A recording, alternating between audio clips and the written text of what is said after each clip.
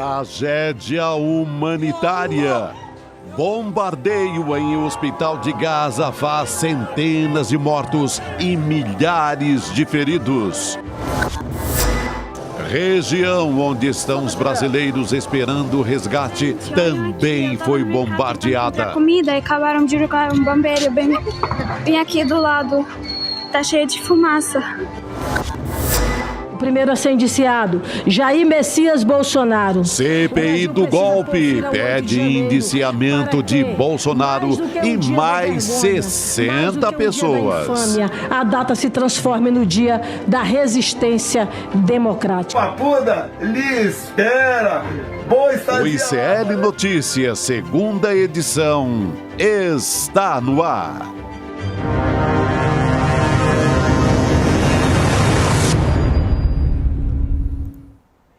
Olá, boa noite, seja muito bem-vindo, seja muito bem-vinda. Hoje é terça-feira, 17 de outubro de 2023.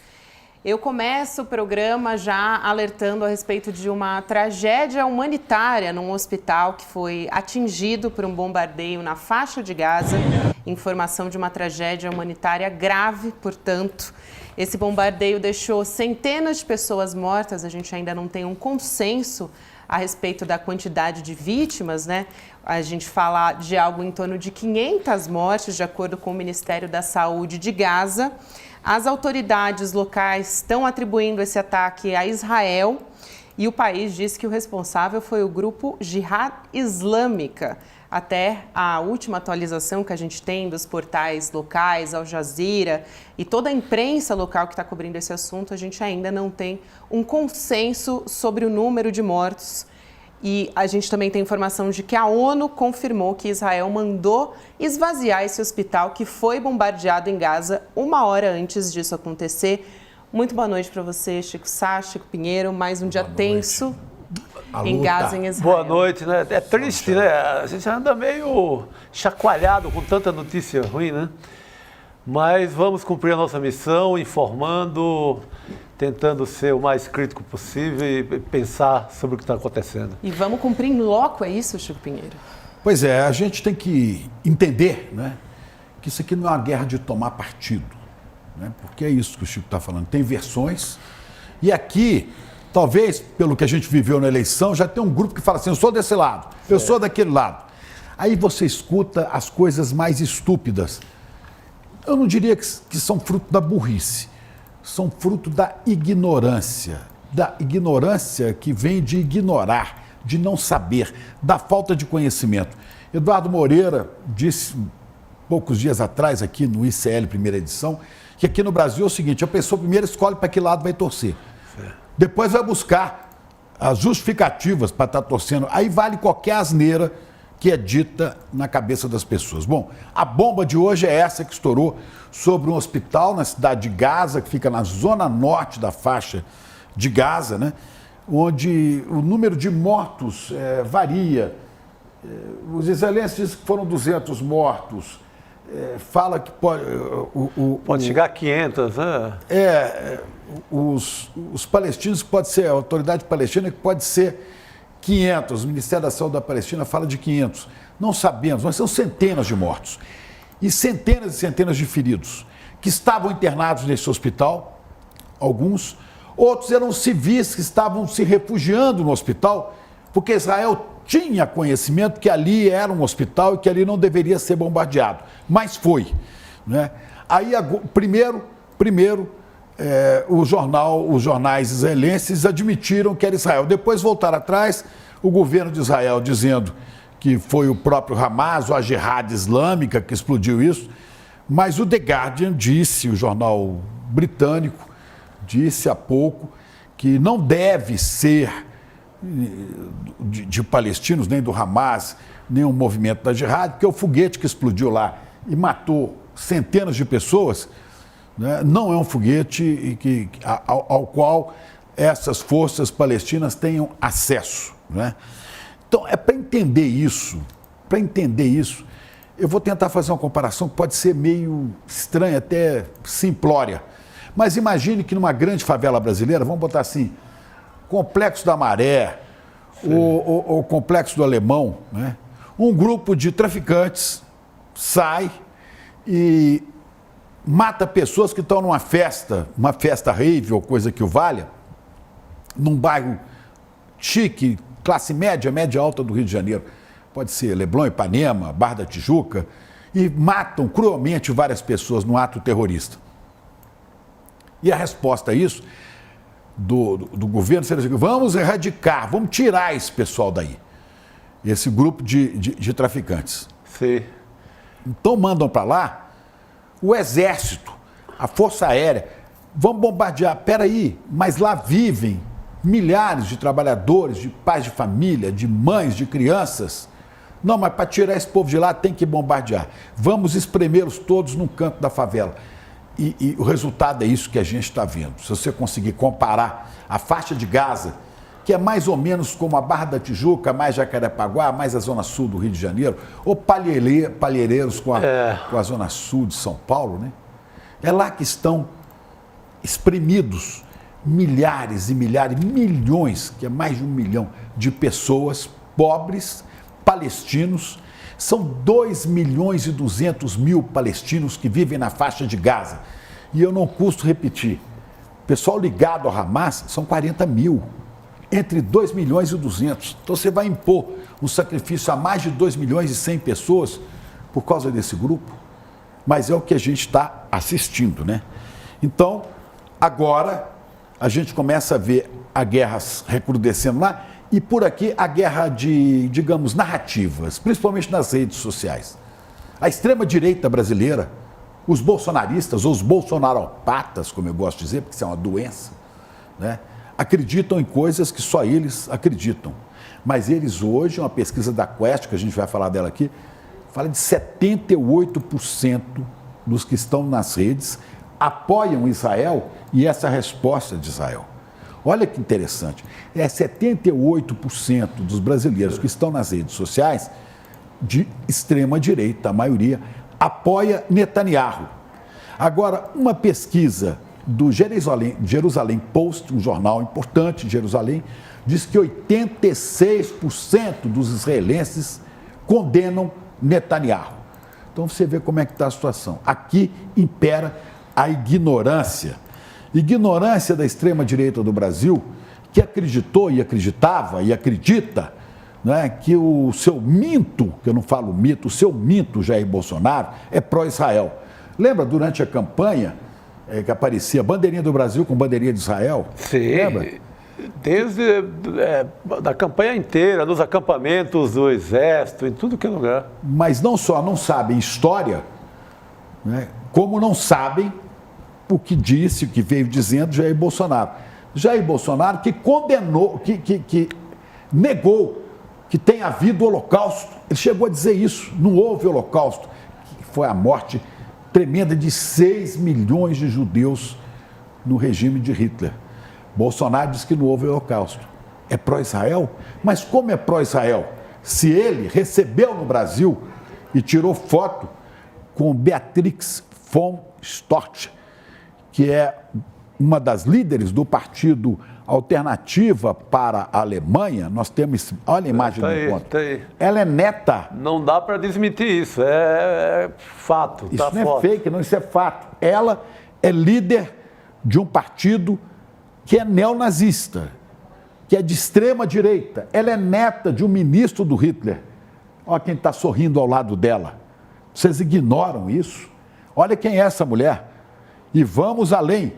Além disso, e ela ser de um partido de extrema direita neonazista, Bolsonaro teve como seu secretário de Cultura Roberto Alvim. Lembram que ele acabou tendo que sair do cargo?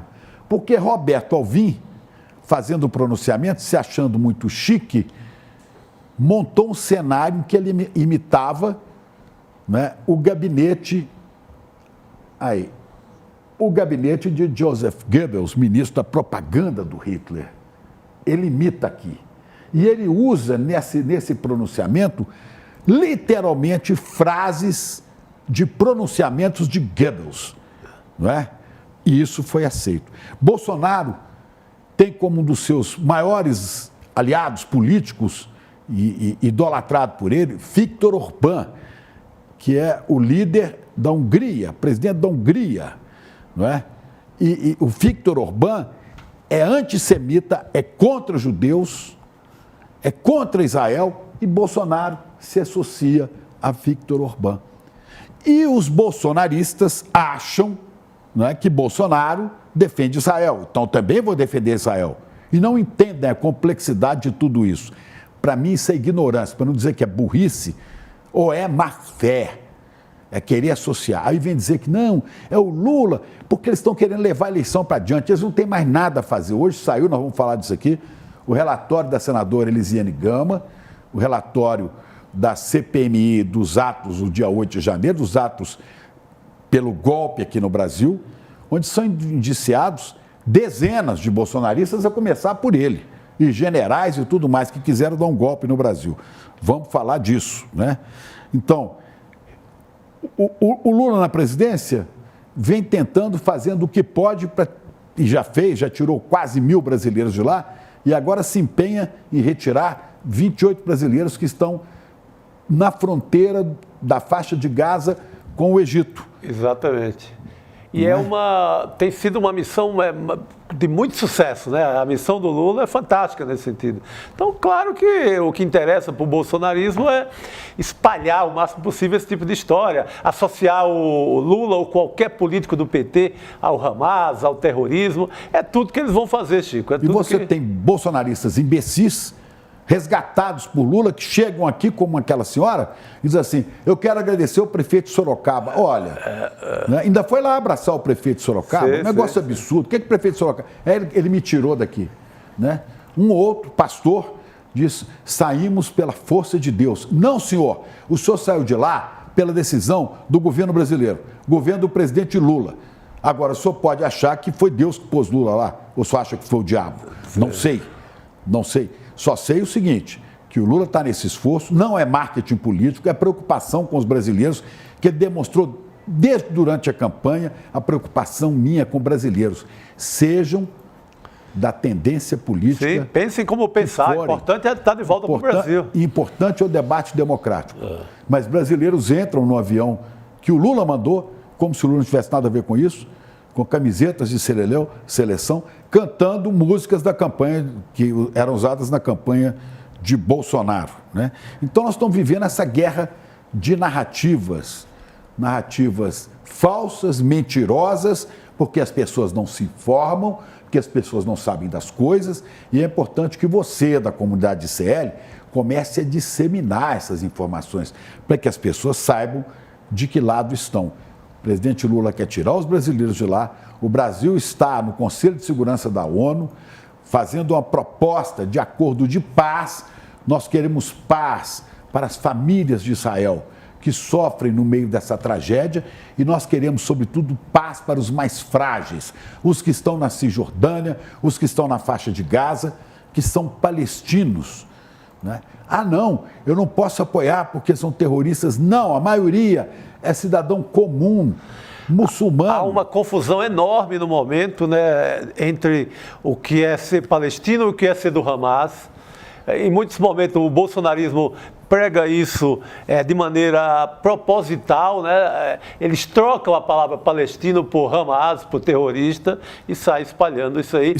E eles têm tido êxito nessa confusão. O pior é isso. Claro, e se você condena as atrocidades do governo de Netanyahu, que vem fazendo maldade com palestinos há muitos e muitos anos, você é do Hamas. Não, eu sou pela paz. Agora eu quero que o Hamas seja condenado, assim como seja condenado Benjamin Netanyahu, que levou o país dele a essa loucura. Segundo o Jerusalém Post, 86% dos judeus que estão em Israel condenam o seu presidente. E isso vira um conflito que a gente não sabe que tamanho vai ter. O presidente dos Estados Unidos, Joe Biden, foi lá, está chegando lá. Ia ter um encontro, inclusive, com o líder palestino que está na Cisjordânia, Mahmoud Abbas, e esse encontro acaba de ser cancelado depois do bombardeio ao hospital. Mas escuta, mas o Biden vai lá levar a paz? Como levar a paz? Você já botou 2 navios de guerra com 180 caças. Porta-aviões, dos maiores que a das Forças Americanas. Com 180 caças, com mais de 6 mil homens armados, não é? E digo, apoio incondicionalmente Israel, disse o Biden.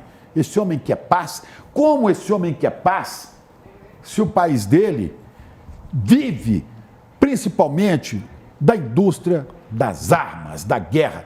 É a maior indústria a quem gera mais recursos para os Estados Unidos. Agora, claro, ele não quer que a coisa se expanda para ele não ter que tomar um partido muito complicado, porque o Irã certamente não concorda com posições de Netanyahu nem de Biden, né? E podem também entrar na briga. E se entrar aí e entrar o Líbano, e aí você pode entrar depois a Rússia, aí ninguém segura. Aí seria o começo de uma terceira guerra mundial, que não interessa nem aos pacifistas, nem às pessoas inteligentes desse planeta. Bom, para tentar entender tudo isso de maneira mais clara, o ICL acaba de mandar a sua correspondente para a região do conflito. Heloísa Vilela está agora no avião, embarcou em Brasília. Cadê Elô?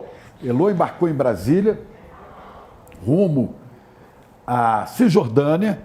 Ela vai fazer, não sei se tem o mapa da viagem dela. Ela saiu de Brasília há cerca de meia hora para vir para São Paulo. De São Paulo, Elô viaja para Doha, no Catar. De Doha, ela vai para Amman, capital da Jordânia. E de Amman, ela vai tentar entrar na Cisjordânia, onde vai a Ramallah, para tentar enxergar isso mais de perto.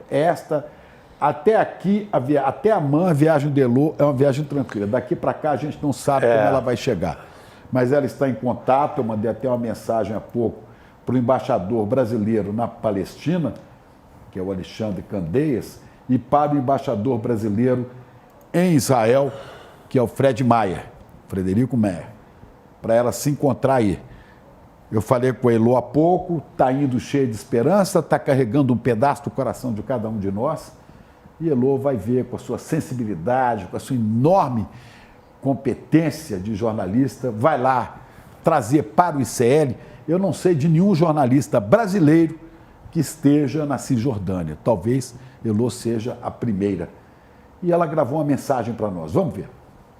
Boa noite, pessoal. Bom, como vocês podem ver, eu estou aqui no aeroporto de Brasília.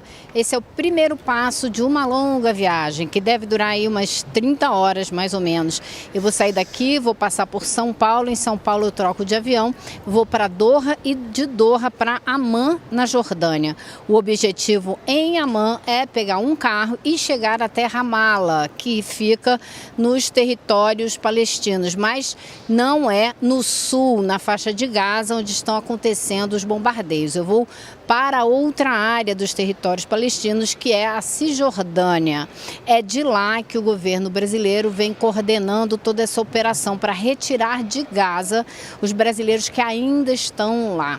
Bom, não vai ser uma viagem fácil, porque eu estou indo para testemunhar coisas muito difíceis. Eu cheguei aqui no aeroporto e recebi a notícia que Israel hoje bombardeou um hospital em Gaza. Realmente é impossível da gente aceitar como um ato normal de uma guerra, mesmo que fosse uma guerra, mesmo que não fosse um conflito entre partes totalmente desiguais. Ainda assim, não seria aceitável o bombardeio de um hospital. Eu vou atualizando para vocês como anda esse trajeto, como acontece essa viagem. Eu sei que chegando lá em Amman eu devo chegar um pouco antes, um pouco depois, não sei ainda, do presidente Joe Biden, que estará em Amman depois de fazer uma visita a Israel, onde será visto, fotografado e filmado ao lado do Benjamin Netanyahu, o líder de Israel, que se encontra numa situação política interna bastante complicada. Bom, então é muita coisa, mas a gente vai aos poucos desembrulhando tudo isso, e eu acho que é fundamental a gente testemunhar isso do mais de perto possível, especialmente aqui no ICL, onde a gente tem o compromisso de realmente discutir, mostrar o que de fato está acontecendo e furar um pouco esse discurso homogêneo que a gente vê em geral na mídia brasileira. Então, até mais tarde, a qualquer hora a gente volta com outros boletins, tá bom? Até já. Força para você, Lô, nossa representante nesse cenário horroroso e que traga luz para brasileiros que estão perdidos entre narrativas da burrice da extrema-direita. Ajudar esse povo a entender, né? Ajudar esse povo a entender o que está acontecendo. Não sei se aprende não, viu? Eles perderam. Eles não estão atacando mais nem o Supremo, nem o Alexandre de Moraes, né? Bolsonaro pode ser indiciado agora, mas eles desviaram o foco. O que dá likes, cliques agora, o que é? É a guerra. Então vamos entrar de um lado dessa guerra. Pularam todos para lá. Falando em guerra, gente, eu tenho atualizações a respeito do bombardeio nesse que é um dos principais hospitais ali na faixa de Gaza, né? Al Jazeera está divulgando informações a todo momento. E o que a gente tem até agora, o Israel, né, estava primeiro acusando a Jihad Islâmica, que é a rival do Hamas, né? E o porta-voz da Jihad Islâmica negou essas informações de que teria sido responsável por esse bombardeio, por essa explosão no hospital de Gaza. O Daoud Shehab, que é um porta-voz da Jihad, negou, então, que o grupo seja o responsável pela explosão e disse, né, as forças de defesa de Israel disseram o seguinte, que os foguetes da Jihad tinham sido disparados contra o território israelense e erraram o alvo, e aí eles teriam atingido o hospital. E o Shehab disse que não tinha operações das brigadas Al-Quds, né, o braço armado da Jihad Islâmica, naquela área da cidade de Gaza. Então, até o momento que a gente tem é a Jihad negando, dizendo que não tinha operações. Eu acho que Enquanto isso, só para concluir, Chico, o primeiro-ministro Benjamin Netanyahu também se pronunciou a respeito disso e aí ele condenou, falou que foram esse ataque ao hospital em Gaza, que deixou centenas de mortos, a gente ainda não tem nem a conclusão de quantas, foi obra de terroristas selvagens, foi isso que ele usou até agora. E a gente, pelo que também está vendo, está mobilizando posicionamentos, além de posicionamentos ao redor do mundo, também protestos. O Al Jazeera está reportando protestos na Jordânia, pelo menos, Tunísia, Turquia, Síria, Irã e Líbano também, depois do que aconteceu lá em Gaza. E muitos estão, inclusive, protestando contra os Estados Unidos, porque o Joe Biden, como disse o Chico, está a caminho, né? Então, a gente está acompanhando também como que esses protestos estão pressionando, né, Israel, e em breve a gente deve ter o desfecho, né? Exatamente. E aí, como você falou da tal guerra narrativa, né, que é a expressão mais usada no momento, aí sim teremos o primeiro grande confronto de relatos, né? Foi Israel ou não foi Israel? No primeiro momento, a mídia do mundo inteiro, você pega o jornal de Nova York, a Cisjordânia, todo mundo, Israel, atribuindo a Israel esse ataque, o que seria mais óbvio por conta do ataque a civis que tem sido constante, né? Israel nega, mas eu acho que quando é um ataque assim a um grupo no deserto ou numa fronteira X, é difícil você achar a autoria. Mas aí é um crime humanitário, né? Você destruiu um hospital com muitas pessoas, inclusive muitos feridos. Vai ser fácil você saber a autoria pelas armas. Não sou nenhum especialista, mas o que eu percebi aqui em leituras rápidas de especialistas, examina-se o que provocou aquele estrago e é fácil você decifrar. Não vai ser um grande mistério da guerra. Eu acho que muito breve a gente vai saber realmente de quem é a autoria. Pois é, crime de guerra, né? Crime de guerra. O César Calejou nos manda informação agora que o influencer do Netanyahu botou essa informação no Twitter que havia sido bombardeado o hospital, depois retirou. Olha, é um hospital onde estão pessoas feridas que não puderam deixar a região norte de Gaza, como determinava Israel, e vários outros civis que se abrigaram ali para fugir do bombardeio brutal que essa região está sofrendo. E aí, depois que a repercussão internacional foi imediata, porque é crime de guerra, esse cara retirou esse post do Twitter. O Demore tem um Twitter interessante aí, onde ele... no qual ele descreve direitinho o que teria acontecido. Exato. O que aconteceu, né? Para todo mundo entender do que a gente está falando, né? O Leandro Demore. Né? Exatamente. O Leandro Demore apurou o seguinte, que o Hanania Naftali, que é um digital influencer do governo de Benjamin Netanyahu, postou que Israel tinha atacado esse hospital, né? Um hospital, na verdade, em Gaza, para matar terroristas. E logo na sequência ele apagou esse post e começou a dizer que foi o Hamas. Também, em paralelo a isso, que foi o que eu falei na abertura do programa, a ONU confirmou que Israel tinha pedido para que as pessoas deixassem o hospital, portanto, que evacuassem o hospital, o que era impossível de se fazer, de acordo com a ONU, né, por questão de logística. Isso aconteceu há 1 hora atrás. E a gente está falando aí também a respeito, né, sobre o bombardeio de Gaza.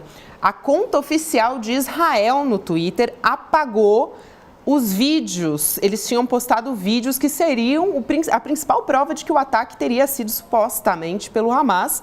Só que depois apagou, né? Inclusive, a gente tem os prints que o Leandro Demore postou aqui nas redes sociais do horário, do local do ataque, de acordo com a NPR, do post original de Israel com os vídeos e os horários e o post editado depois. Olha ali. Olha aqui, tá aqui, ó. O Hanania Naftali, que é esse influencer do Netanyahu, né? Breaking news. A Força Aérea de Israel ataca, bombardeia Hamas terroristas que estavam baseados no hospital em Gaza, né? Muitos feridos estão mortos, né? Quer dizer, esse cara depois apaga isso, porque ficou muito ruim. Pra você ter uma ideia, imediatamente a Turquia, o Irã, o Catar, o Egito, a Jordânia e até o Canadá publicaram notas de repúdio ao ataque de Israel. Aí ele resolveu dizer que foi o Hamas, mas o Hamas não. O The Guardian diz que ele não tem foguete com essa potência, e disseram, não, isso é a jihad islâmica, são os islâmicos, os muçulmanos unidos contra Israel. Eu acho que essa questão das armas vão decifrar, vão matar a charada do verdadeiro autor do ataque. Acho que não vai ter muito segredo, acho que não demora muito a gente saber. Exatamente, a gente vai continuar acompanhando, né? Até agora o que a gente tem de informação são estes tweets apagados. O que é interessante, né, a partir do que está apurando aqui o Demore, é que o vídeo foi editado, né? O vídeo não, né? O tweet foi editado já sem os vídeos, que comprovariam justamente que o ataque teria sido feito pelo Hamas. Então, por que apagar esses vídeos? Isso ainda não foi esclarecido, né? E a gente vai ter que continuar acompanhando para entender. É mais uma peça importante para entender essa história. A Organização Mundial da Saúde publicou essa nota aqui. Vou pegar só esse trecho, está em inglês, eu vou traduzindo aqui. O hospital era um dos 20 no norte de Gaza, da faixa de Gaza, né, diante das ordens que recebeu ordens de evacuação pelos militares de Israel. Essa ordem de evacuação era impossível de ser cumprida, dadas as circunstâncias de inseguridade para essas pessoas, condições críticas para os pacientes. Se fosse tirar os pacientes de lá, morreriam, né? E que estavam, inclusive, em ambulâncias, pessoal que trabalha no hospital, sistema de saúde com capacidade total, né? Ocupada, né? E não tinha alternativa para sair de lá. Então, essa aqui é uma nota da Organização Mundial de Saúde, né, que está literalmente condenando esse bombardeio, que é reconhecido como bombardeio das forças de Netanyahu. Não sei que nos desmintam depois, porque Netanyahu mandou avisar suas forças armadas, vamos bombardear essa área, vamos bombardear esse hospital, caiam fora daí.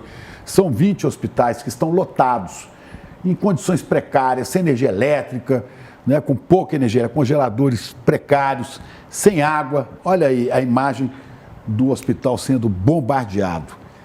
Esses médicos desse hospital, eles têm feito milagre, o que dá, né? Porque não tem mais medicamento mais, tem feito tem ali... Tem luz, não tem água. Olha, tudo certo você condenar terroristas entrando numa festa rave e assassinando brutalmente pessoas inocentes.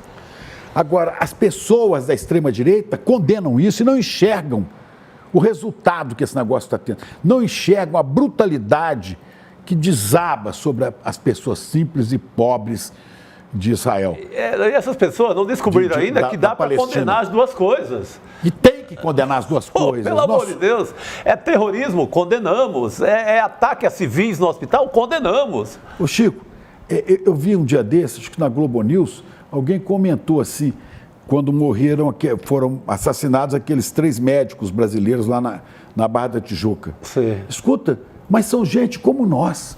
Eles são gente como a gente. São gente como a gente, tudo bem, são. Mas também são gente como a gente, os palestinos, os pobres que morrem todos os dias nas periferias das cidades brasileiras, nas favelas, nos guetos de pobres e miseráveis, na faixa de Gaza que existe, por exemplo, no Rio de Janeiro.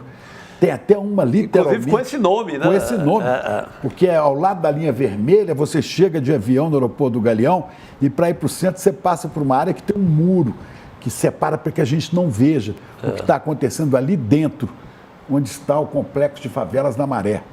Não, esses médicos são gente como a gente, então estão próximos, você sente a dor deles, mas quando morre o pai de família, o negro, o pobre que mora na favela, aquele que apareceu com uma furadeira elétrica para trabalhar na sua casa e foi confundido pela Polícia Militar do Rio como um traficante armado e foi fuzilado, a gente ouve nos telejornais a mãe chorando, aquele enterro com os pobres ao redor, mas a gente não sente igual, sabe por quê? Não são brancos, não são da classe média. Esse povo não é gente como a gente.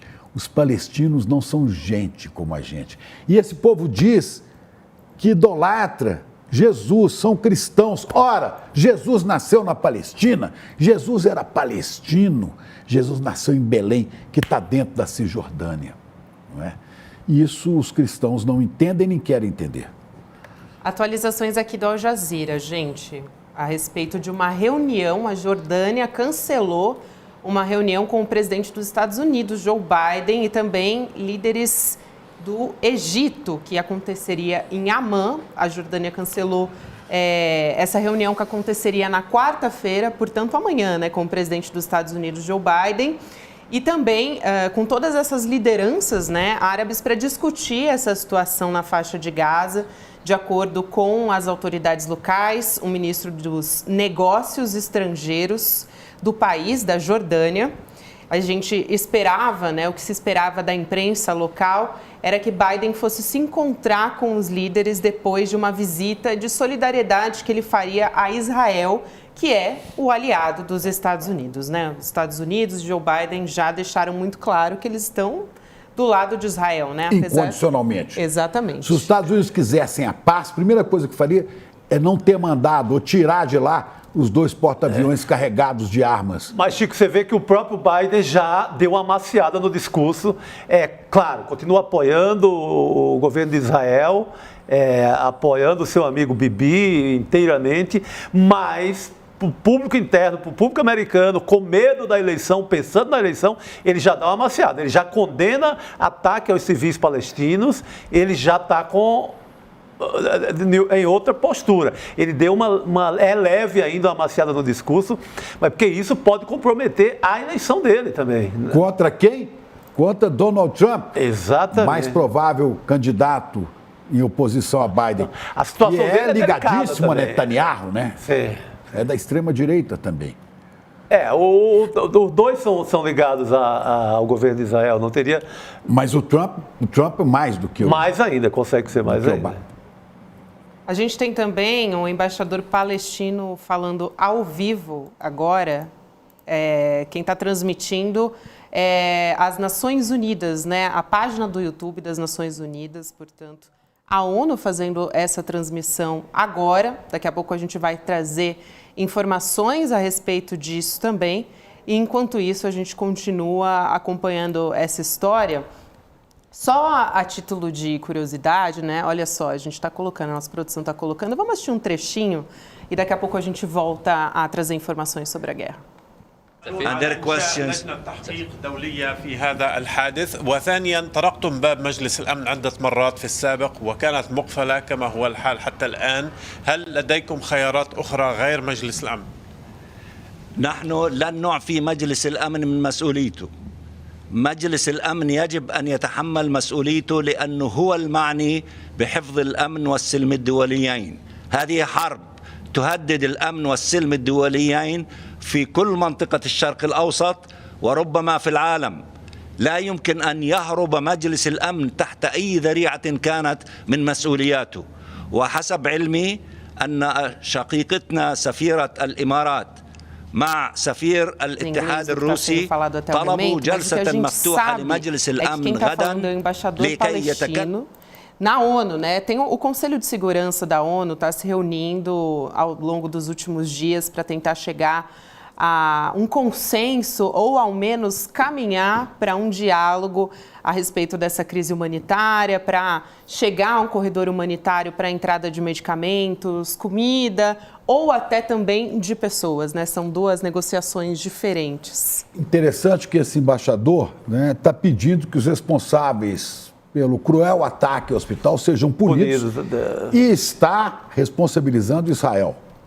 É o embaixador que está falando em árabe aí, né, e pedindo punição para os culpados. O meu árabe não está tão em dia, mas a gente já traz as atualizações em inglês. Neste momento está havendo muita manifestação em Ramallah, que fica na Cisjordânia, para onde está indo Heloísa Vilela, muitas manifestações de protesto.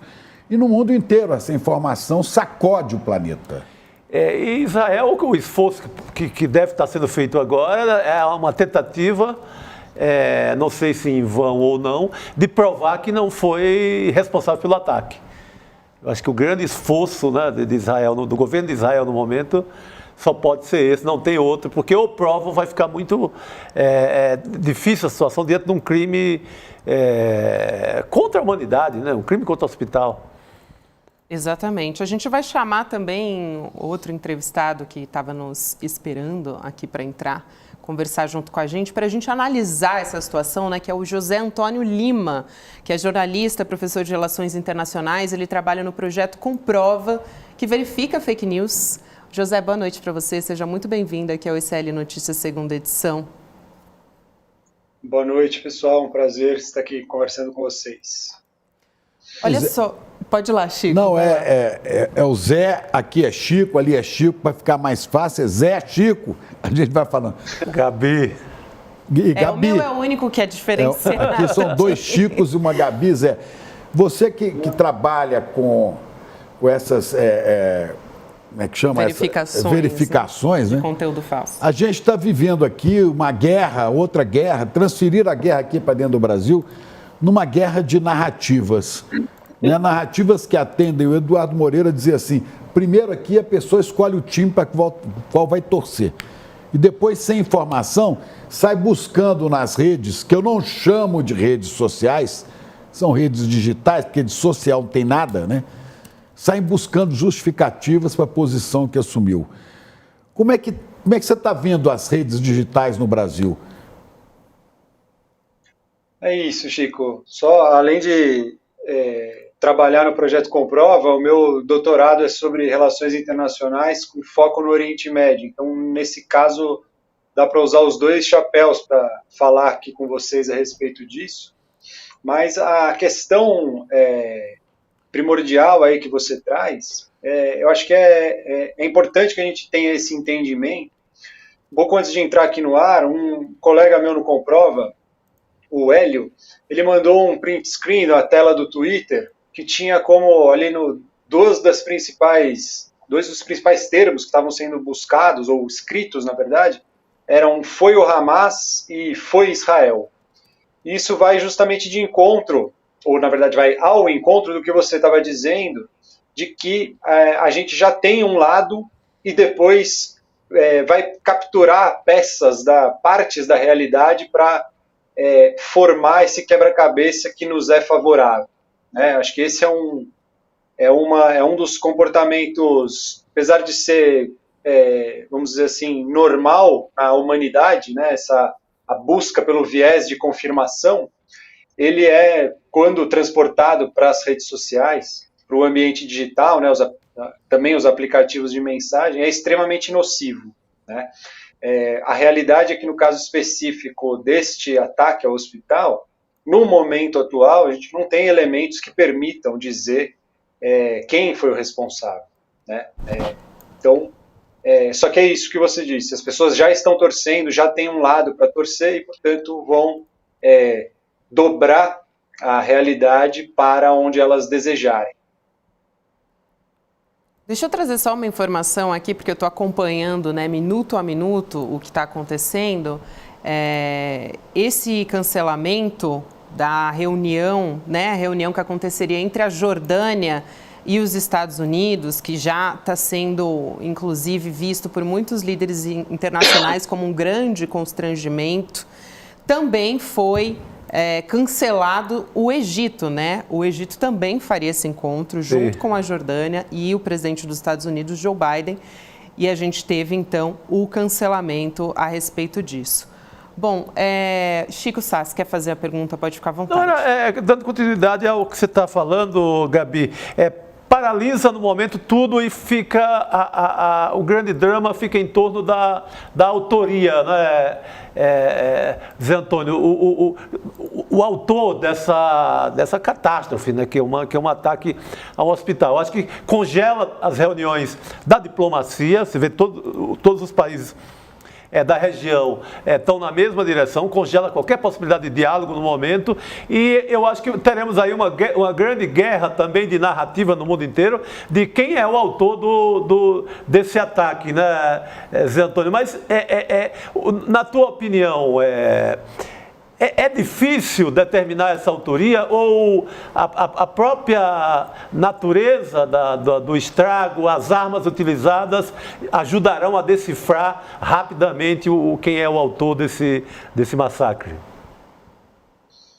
Chico, assim, eu não sou um especialista em perícia, mas o que a gente pode imaginar é que a realização de qualquer tipo de perícia vai ser extremamente prejudicada pelo cenário que nós temos. O cenário na faixa de Gaza é um cenário de guerra, de desastre humanitário. Então, para as entidades que já estão atuando na região, sejam elas ligadas à ONU ou ligadas a outras iniciativas, a dificuldade de lidar com a situação que já está posta é extremamente complicada. Quando a gente agrega uma necessidade de investigação, isso deve levar aí os trabalhos a um nível de dificuldade ainda mais intenso, né? A guerra de narrativas, ela é parte da disputa política no Oriente Médio. Certamente nesse conflito entre Israel e Hamas também é parte disso. E a reação que a gente vê dos governos da Jordânia e do Egito, lembrando, né, que Egito e Jordânia são os países que têm acordos de paz com Israel, ou, na verdade, os primeiros a firmarem esses acordos de paz. E a reação dessas lideranças árabes, ela tem relação com o fato de que a população no mundo árabe, por uma série de motivos, eu até escrevi um texto a respeito disso hoje, ela é profundamente pró-Palestina, né?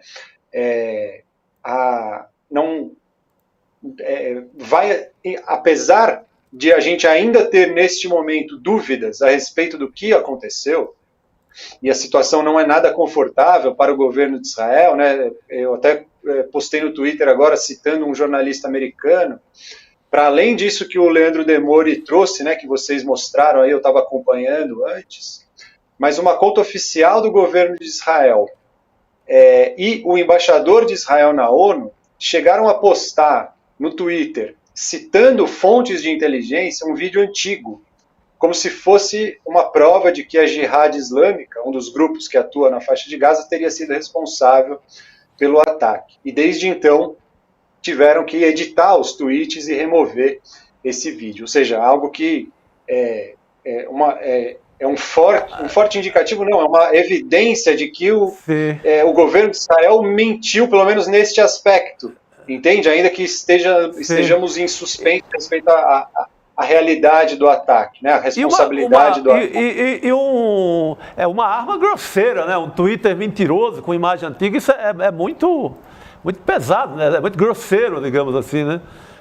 Pois é. Assim, eu, honestamente, com o tempo de observação que eu tenho do Oriente Médio, eu não ficaria surpreso se isso fosse uma ação do Hamas ou da Jihad Islâmica, e menos ainda se fosse um ato do governo de Israel, né? Há alguns meses a gente teve um assassinato de uma jornalista da Al Jazeera, a Shirin Abu Akleh, jornalista palestina, e imediatamente Israel atribuiu esse fato a um atirador palestino e depois provou-se que foi um militar israelense o responsável, né? Eu não estou de forma alguma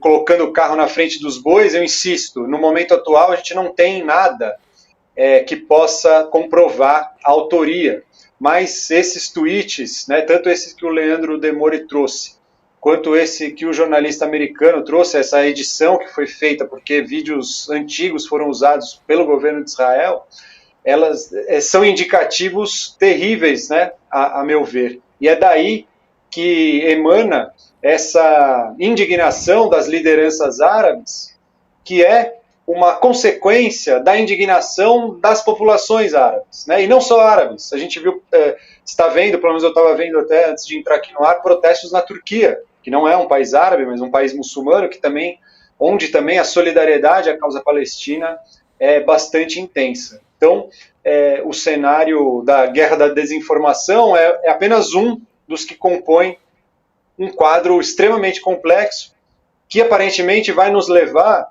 infelizmente, eu falo isso com uma enorme preocupação, para um conflito mais amplo, que não fique restrito apenas a Israel e ao Hamas. Tem uma informação também a respeito, né, atualizações a respeito desse bombardeio. A gente tem imagens, inclusive, que são estarrecedoras dos médicos que estão nesse hospital que foi bombardeado.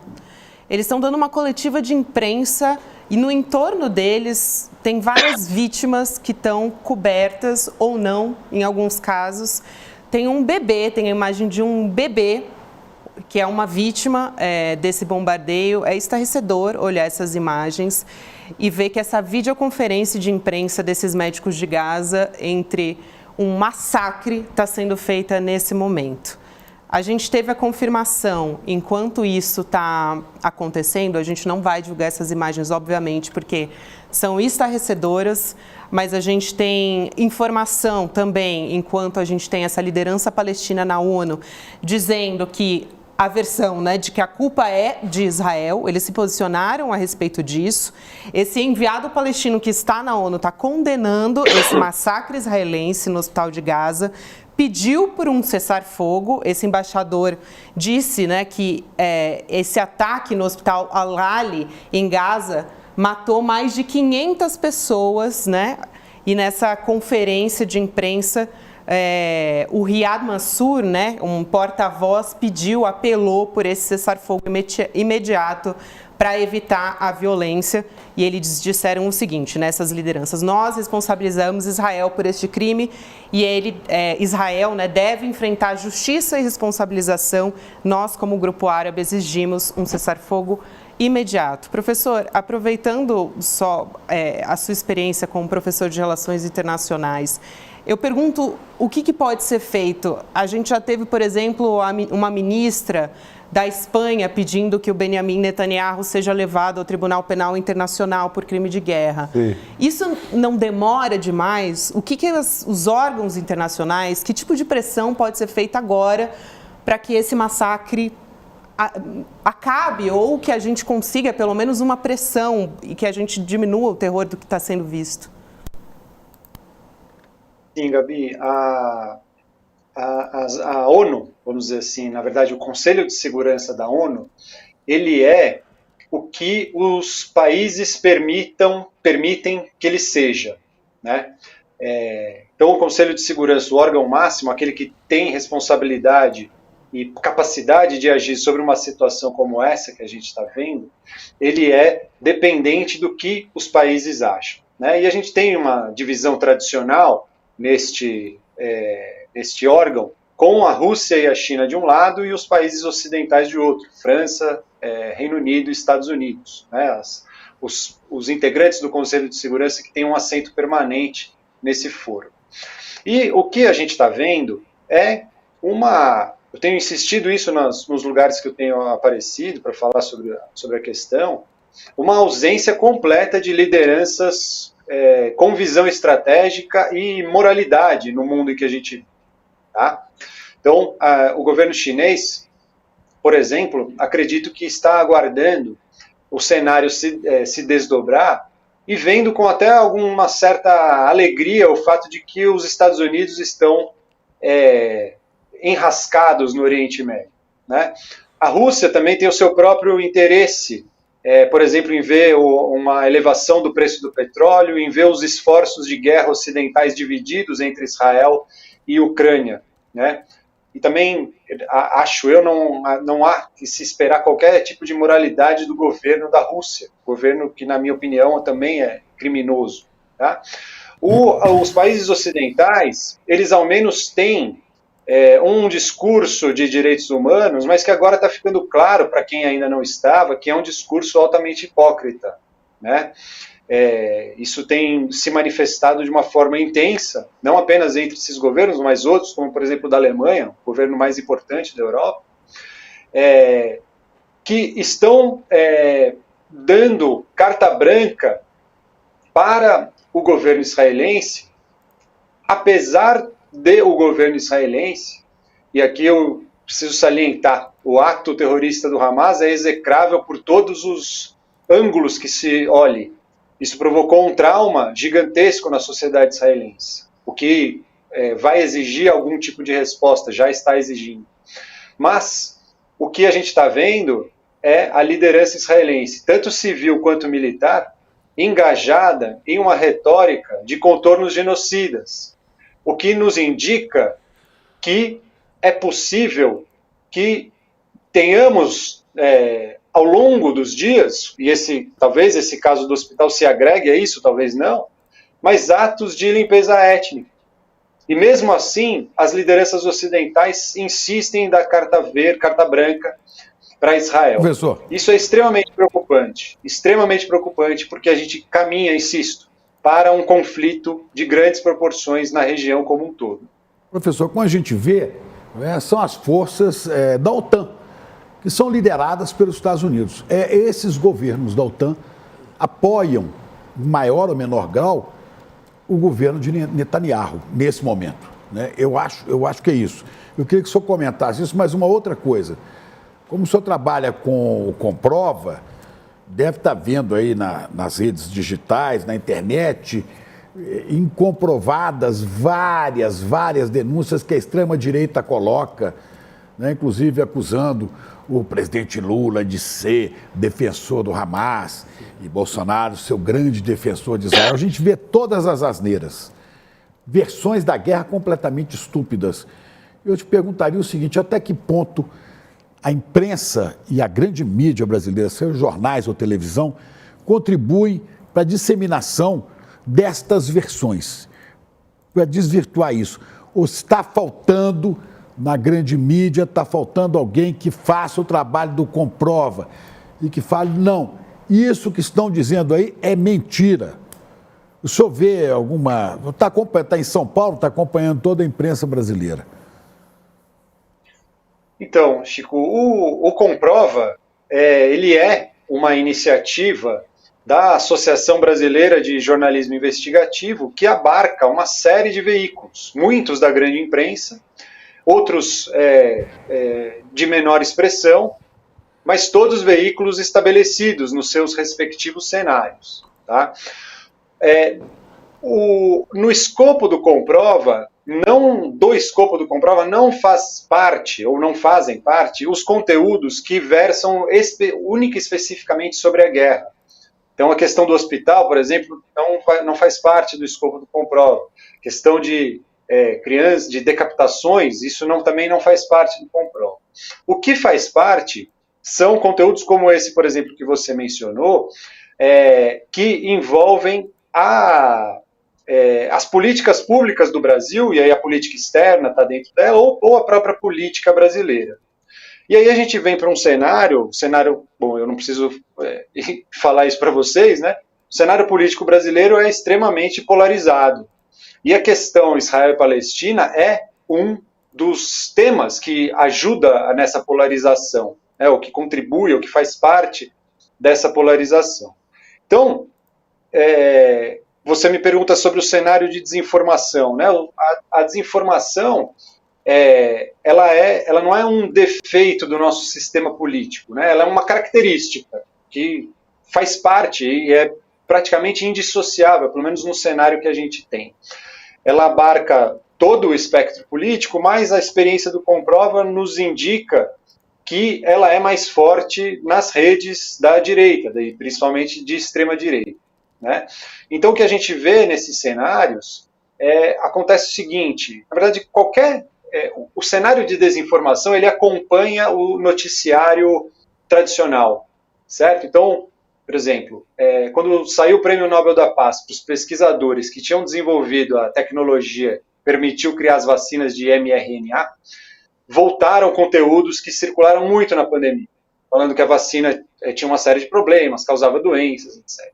Então, há um acompanhamento, entende, do noticiário internacional com aquilo que circula no lodo, vamos chamar assim.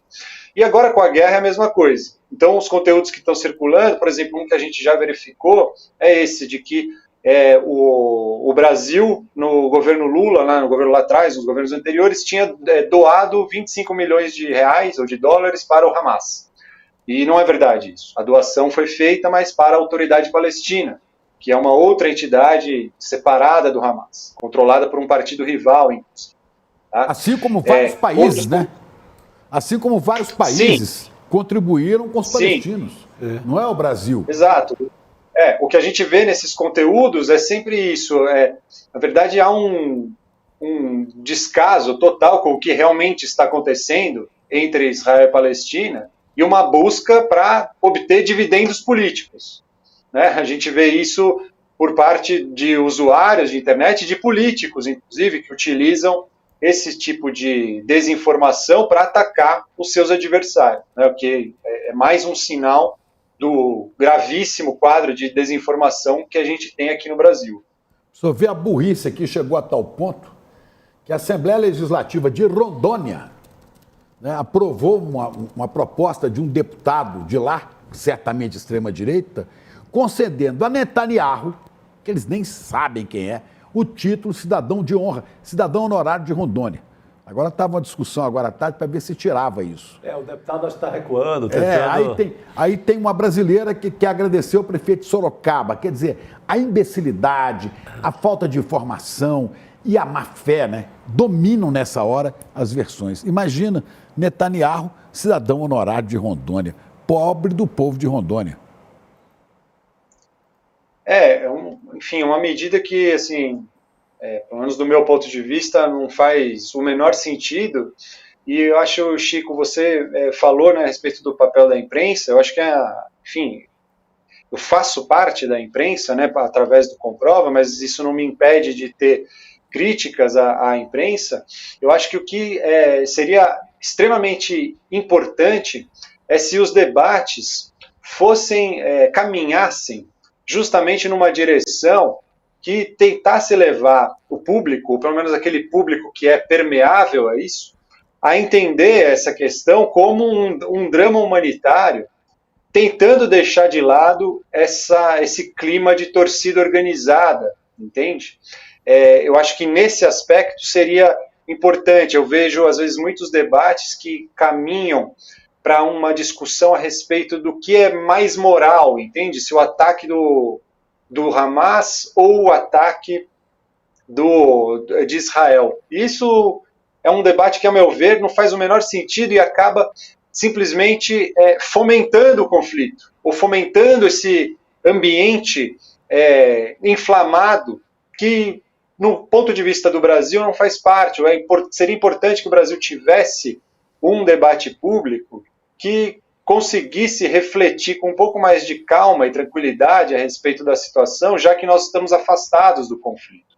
A diplomacia brasileira, ainda bem, na minha análise, tem conseguido fazer isso, colocando ações que demonstram a capacidade do Brasil, ainda que não seja um país com uma grande possibilidade de mediar o conflito, mas é um ator muito necessário nesse momento por justamente conseguir conversar tanto com integrantes do Hamas quanto com o governo de Israel.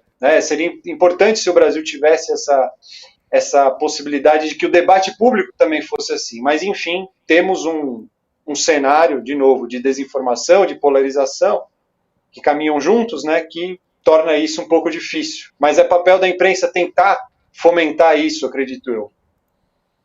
Quero trazer também algumas informações que a gente ainda não falou sobre os bombardeios no sul da faixa de Gaza, inclusive na cidade de Rafah, que faz a fronteira com o Egito, onde estão muitos brasileiros, um dos possíveis corredores da saída de Gaza.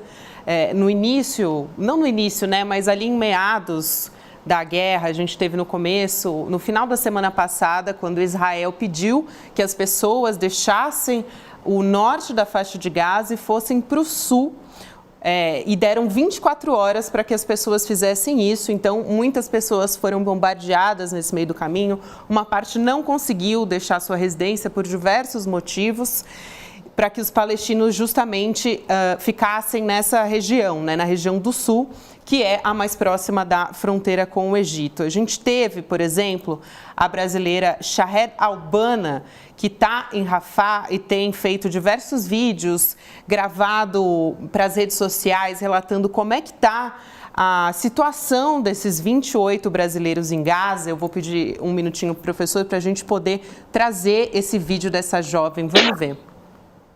Já faz 10 dias que estamos tentando sair da faixa de Gaza. Eu realmente espero que hoje vai ser o último dia, porque, gente, todos nós estamos cansados, muito cansados. Faz tempo que não dormi direito. Gente, acabaram de jogar um bombardeio bem aqui atrás de nós. Meu Deus, gente. Oi, gente. Só aqui de novo, ainda 16 de outubro de 2023. Parece que vamos demorar muito ainda para sair desse país. Tô cansada. Perdi muito peso, gente. De tanto ansiosa que eu tô, de tanto preocupada que eu tô, de tanto medo que eu tô sentindo, gente, pelo amor de Deus. Já não sei o que fazer mais. Eu não quero perder a esperança, tá ligado? Mas tá difícil, viu? Gente, olhem aqui, eu tava no mercado tentando comprar comida e acabaram de jogar um bombeiro bem aqui do lado. Tá cheio de fumaça. É muito perigoso sair de casa, viu? A gente teve, então, aí a fala dessa jovem, 18 anos, é uma das pessoas, uma das brasileiras, tem crianças, mulheres. Num lugar que vive sob a promessa de virar um corredor humanitário, já com bomba nessa geografia que daria num corredor humanitário, que pelo visto não vai virar corredor humanitário nada e nem tão cedo realmente a menina vai sair de lá. Enquanto a gente faz aqui nossa cozinha, onde se produz ali as informações, vai informando a gente, Maurício Arruda, o diretor nosso aqui, acaba de informar que está crescendo muito a pressão internacional por um cessar-fogo. Eu acho que se conseguirem barrar pelo menos os bombardeios de Israel sobre a população civil, fica mais fácil. Já é um grande avanço para o momento. Porque é a maior O maior bombardeio que está havendo nesse momento. Talvez seja mais fácil conter o próprio Hamas, porque a vítima é o povo palestino. Professor José Antônio de Lima, quero agradecer aqui a sua presença por esclarecer, principalmente nesse clima. Hoje é um dia, talvez um dos mais tensos desde que começou essa guerra, então quero agradecer aqui o José Antônio de Lima, que é jornalista, professor de Relações Internacionais. Seja sempre bem-vindo, obrigada e até uma próxima, professor. Eu que agradeço, Gabi, e aos Chicos. Bom debate para vocês. Precisando, estamos à disposição lá no Projeto Comprova. Com certeza. Obrigado, querido. Obrigado, professor Zé. A gente tem informação também que Rogério Jordão, da nossa equipe, também nos traz, de que os membros do Conselho de Segurança pediram uma reunião de emergência justamente sobre o ataque no hospital. Os Emirados Árabes Unidos, em conjunto com outros membros do Conselho de Segurança da ONU, pediram, então, portanto, essa reunião emergencial do órgão para discutir esse ataque. O Brasil está ocupando a presidência, né, nesse momento, nesse semestre, na rotatividade da ONU e avalia um encaixe para essa quarta-feira, portanto, amanhã, né? O pedido é que o encontro aconteça o mais rápido possível e, até o momento, a gente tem informação de que deve acontecer na quarta-feira. A proposta do Brasil no Conselho de Segurança seria avaliada hoje, né? Mas por causa desse bombardeio foi adiada. Vamos ver quando que vão votar aqui. É uma proposta de paz, né? De cessar-fogo do Brasil. E também a gente teve, eu falava agora há pouco a respeito dos protestos, depois que aconteceu esse bombardeio, o Hezbollah, que é ligado ao Hamas, né, no Líbano, publicou um comunicado pedindo para a população libanesa ir para as ruas amanhã para um dia do que eles descreveram como um dia de fúria sem precedentes contra Israel e contra os Estados Unidos também. Joe Biden vai chegar a Tel Aviv, a previsão é de que isso aconteça amanhã, ele embarcou hoje e o anúncio aconteceu, claro, depois foi motivado por esse ataque na faixa de Gaza, que deixou centenas de pessoas mortas. A gente ainda não tem informação de quantas. Vamos chamar o Guga. É importante lembrar que o Hezbollah, que fica ali no sul do Líbano, que de certa maneira apoia o Hamas, ele não é um grupo assim, terrorista. O Hezbollah é inclusive um partido político que tem muita influência, não é radical como o Hamas. Sim. Mas isso mostra que a coisa se espalha pelo Líbano, é um dia de fúria, como você falou, e sem precedentes, não é? A gente está vendo aqui, isso aqui é na Jordânia. Exato. Né? Jordânia que faz fronteira com Israel e com a Cisjordânia. É para onde está indo agora Heloísa Vilela. Né? Jordânia, a capital é Amman, há um protesto aí. Quer dizer, é um risco enorme deste conflito se generalizar por todo o Oriente Médio e daí, Chico, ninguém sabe onde ele vai parar. Se você não tem um cessar-fogo de urgência, de emergência, hoje vai ficar difícil segurar. Né? E com os dois porta-aviões estadunidenses ali, o risco de se explodir de maneira maior ainda é terrível. Ninguém devia botar arma no meio dessa confusão, já tem arma demais. Mas os Estados Unidos têm que dar vazão à sua indústria de armas. Os países da OTAN têm que estar presentes sempre, né? Sempre. Que botar para rodar o dinheiro da indústria de armas. Vamos ver o que o Biden vai falar por lá, né? Porque se for para botar lenha na fogueira, acho que o Biden deve estar preocupado com a sua eleição e com a situação lá. Guga já está entre nós. Boa noite para você. Guga, eu quero trazer também informação, já aproveito e passo a palavra para você direto.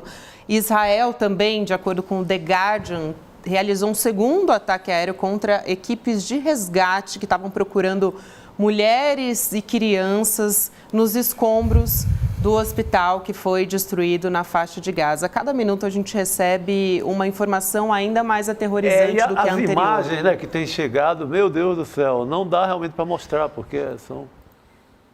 Pois é, gente, o presidente da autoridade palestina, Mahmoud Abbas, disse que não vai mais se reunir com Joe Biden amanhã, exatamente por conta desse ataque ao hospital, esse ataque que ainda está muito polêmico, mas quando a gente vê Israel bombardeando aqueles que estão agora em volta ali do hospital, tentando recolher corpos, aí já fica tudo, né, um pouco mais óbvio. Agora, não dá ainda para afirmar de onde partiu de fato esse ataque.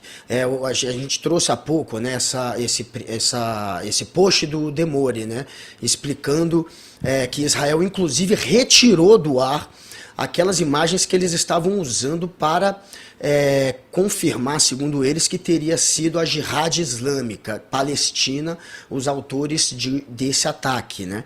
Seriam foguetes que eles lançaram e que teriam falhado e caído em direção ao hospital. Tinha uma imagem que eles chegaram a colocar no ar. Eles retiraram porque eles perceberam depois que essa imagem tinha sido produzida depois do ataque ao hospital.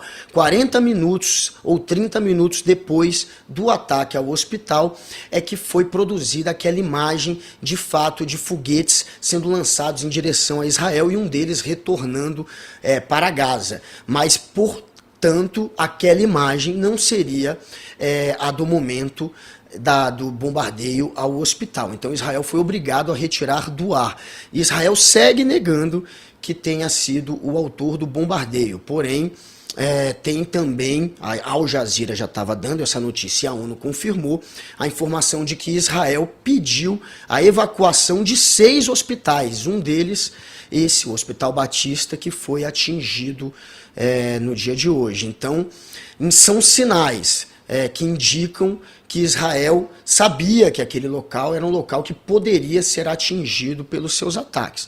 E tem esse vídeo que eles precisaram voltar atrás, já que virou um tiro no pé, já que tinha sido gravado depois do bombardeio. Então está tudo muito nebuloso, a gente precisa entender melhor. E por conta dessa história, claro, hoje está sendo um dia muito pesado, a reunião do Conselho de Segurança da ONU ele foi adiado para amanhã, não apenas por conta disso, mas até dizem, pelo menos, que foi mais por arranjos que estão sendo feitos para ver se aprovarão ou não a resolução do Brasil amanhã.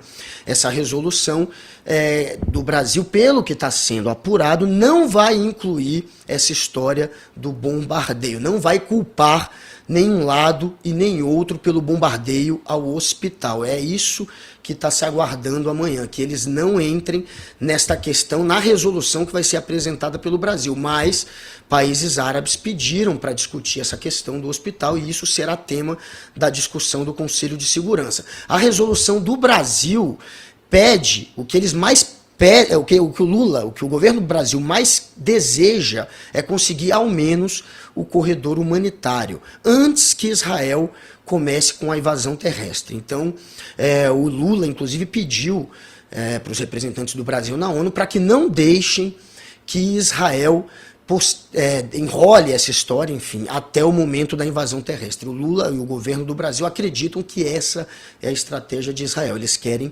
invadir, fazer a invasão terrestre antes que tenha uma resolução da ONU pedindo para que se abra um corredor humanitário ali. O Brasil também busca um cessar-fogo.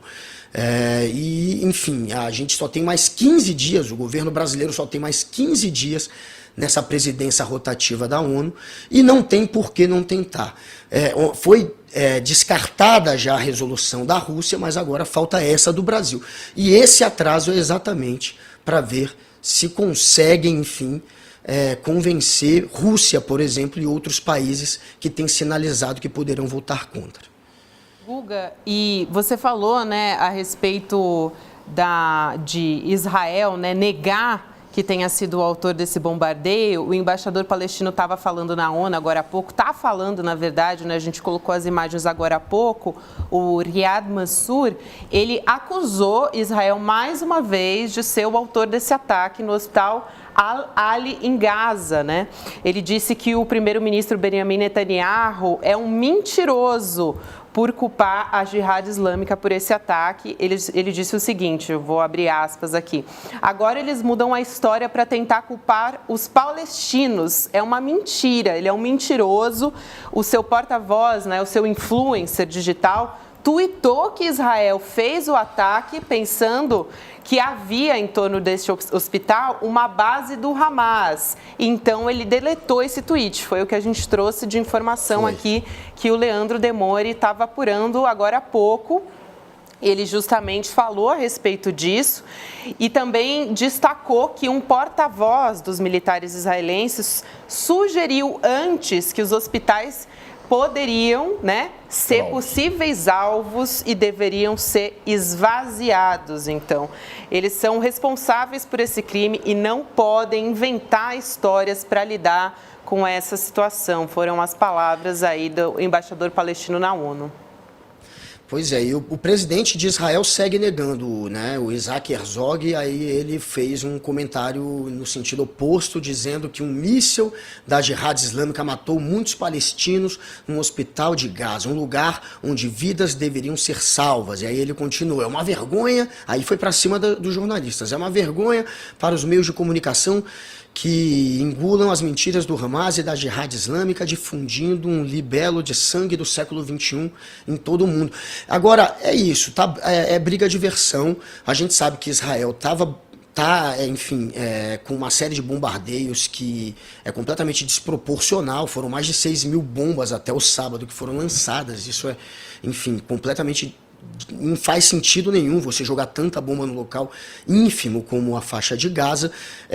Agora, Israel diz que durante o momento em que o hospital foi atingido, não estava ocorrendo nenhum bombardeio das forças de defesa de Israel. Esse é o argumento deles, que não tinha bombardeio, e eles usam essa questão do horário. Durante esse horário, nenhum bombardeio, segundo eles, estava sendo cometido pelas forças de defesa de Israel. Esse é o argumento deles, e que, segundo eles, era um momento em que a Jihad Islâmica... A princípio eles falaram do Hamas, depois eles mudaram para a Jihad. A princípio eles disseram que o Hamas estaria atirando foguetes naquele momento, e não Israel bombardeando. Depois eles mudaram para a Jihad Islâmica, usando esse vídeo que chegaram a publicar nas redes sociais e depois perceberam que era um vídeo que tinha sido gravado 40 ou 30 minutos após a bomba atingir o hospital, então não fazia mais sentido aquele vídeo.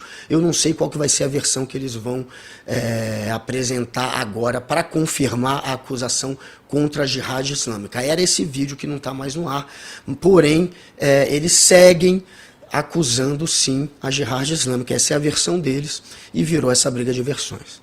É a versão que vai certamente atender aos fascistas brasileiros, à ultradireita brasileira. Ultradireita que tem entre os seus líderes um senador que está à vias de perder o mandato, o Sérgio Moro, que diz que a diplomacia brasileira é miúda. Tem que se meter. Na falta do que fazer antes de perder o mandato, esse Sérgio Moro, está tentando diminuir a diplomacia brasileira, está empenhadíssimo em tirar brasileiros de lá, impedir cessar-fogo, em abrir corredores humanitários.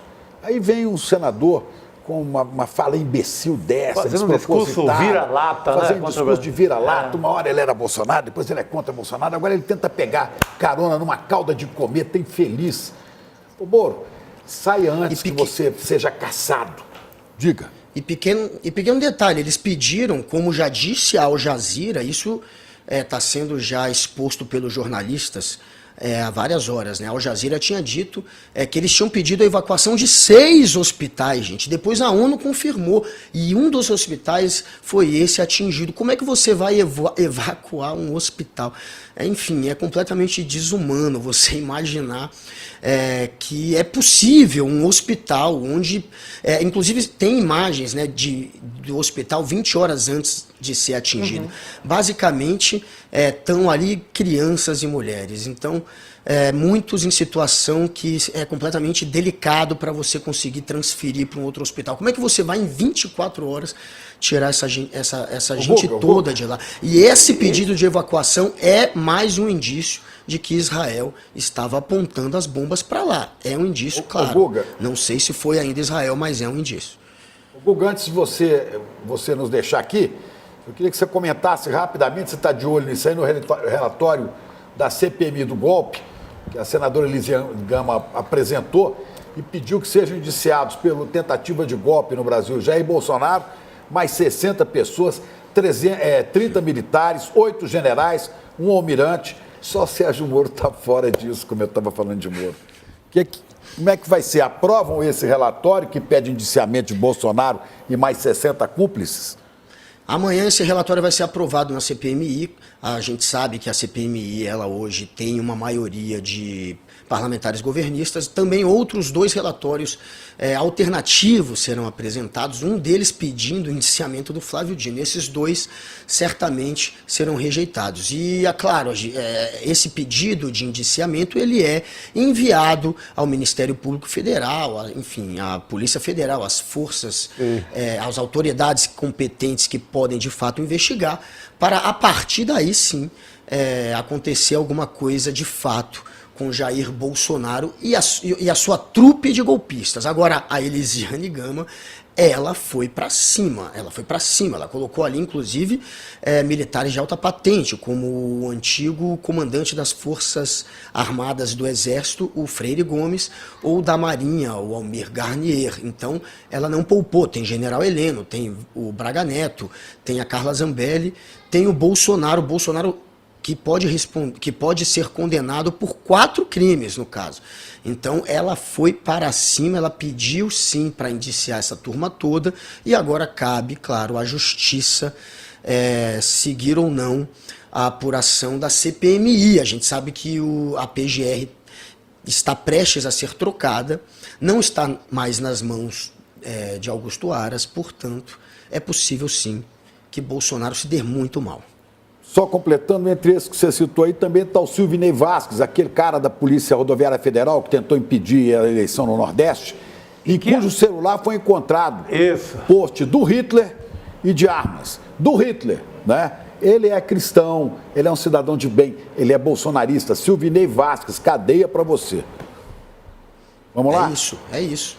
aí. E Silvinei Vasquez, esse que acharam o celular dele com referências a Mussolini, ao Hitler, esse Silvinei Vasquez, o celular dele, inclusive, mais um aí que se mostra um sujeito da extrema-direita sem noção da história, né?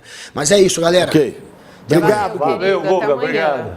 A gente chama Chico Alves aqui, eu aproveito para retomar o assunto a respeito da guerra. O presidente da França, Emmanuel Macron, acabou de fazer uma postagem nas redes sociais. Eu estou abrindo aqui a postagem do Macron para poder ler, mas ele disse: nada justifica bombardear um hospital, nada justifica você ter como alvo civis. E aí a França condena os ataques que aconteceu no hospital Al-Hali, em Gaza, que deixou tantos palestinos, que fez tantas vítimas palestinas. Nossos pensamentos estão com eles e que, tudo seja esclarecido, todas as circunstâncias sejam esclarecidas. Chico Alves, meu querido, boa noite para você, dentro do possível.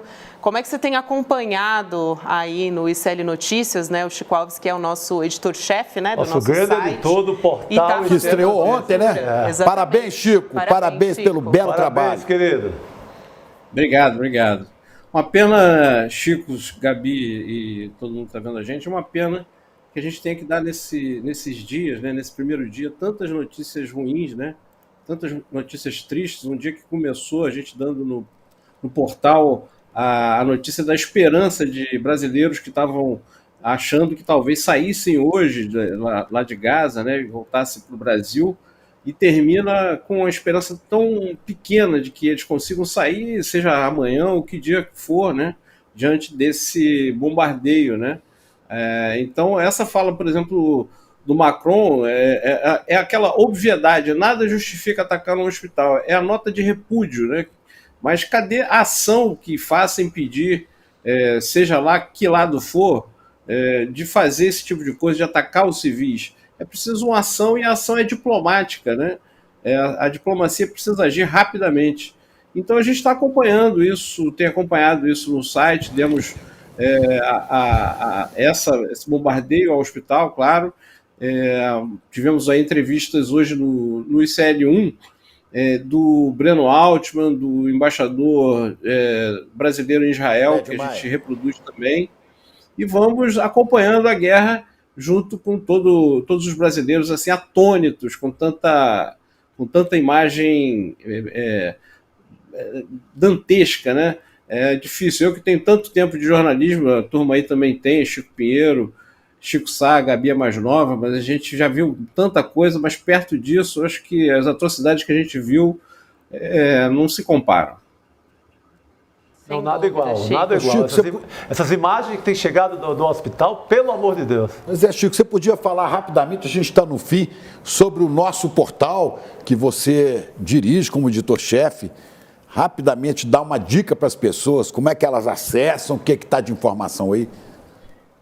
iclnoticias.com.br e um dos hits no site é a coluna do Chico Sá, falando aí sobre a tropa bolsonarista pegando carona na guerra, né, para tentar tirar o ex-presidente Bolsonaro de cena, ele que está tão acusado de tantos crimes, né?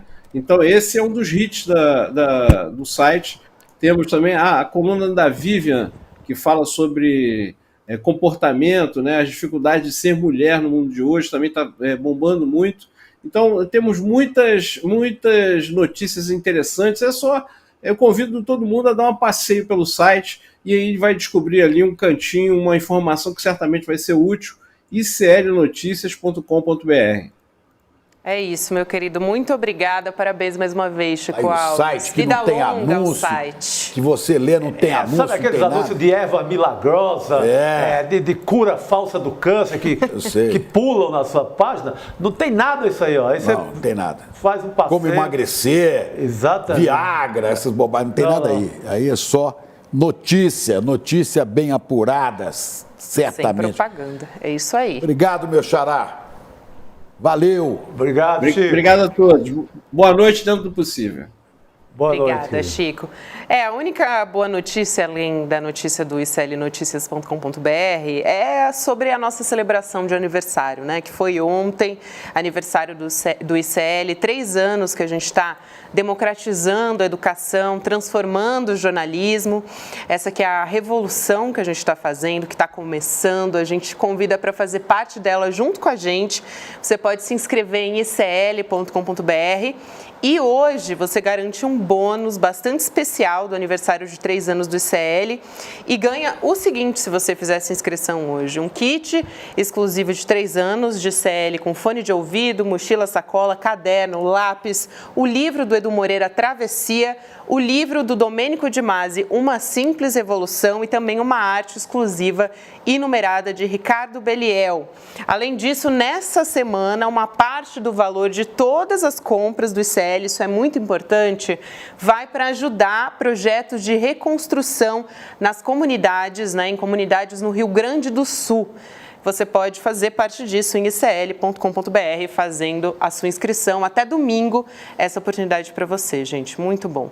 Agora, chamo, claro, né, os nossos queridos do Sinapse, ICL, Robertinha Garcia, César Calejon, entrevistando a Rafaela Albergaria, que é idealizadora...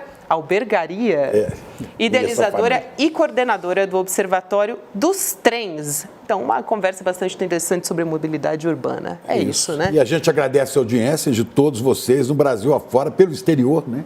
É isso. Paz na terra. Paz na terra. Aos homens e às mulheres de boa vontade. E agradeço especialmente nossa audiência em Águas de Lindóia, onde meu amigo Pedro Rielli, que está fazendo aniversário hoje, está de olho no ICL Notícias 2. Parabéns, Pedrão. A gente espera voltar com notícias mais leves, né? Tá bom. Até amanhã, gente. Por favor, paz. Vamos. A Ciranda da Paz. Encerramos o ICL. Vamos nessa. Até amanhã, minha gente.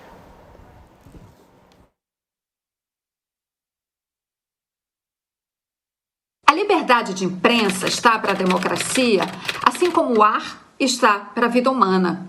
A gente não consegue viver sem respirar. A liberdade de imprensa é, portanto, o oxigênio da democracia. A gente sabe que censura rima com ditadura. E a ditadura acabou definitivamente com a aprovação da Constituição de 1988. A censura também.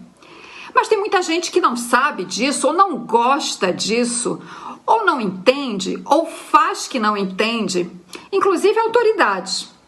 Para essas pessoas e para essas autoridades, a a gente vai repetir, sempre que for preciso, aquilo que já foi consagrado pelo Supremo Tribunal Federal. Cala a boca já morreu. Viva a liberdade de imprensa e viva a democracia.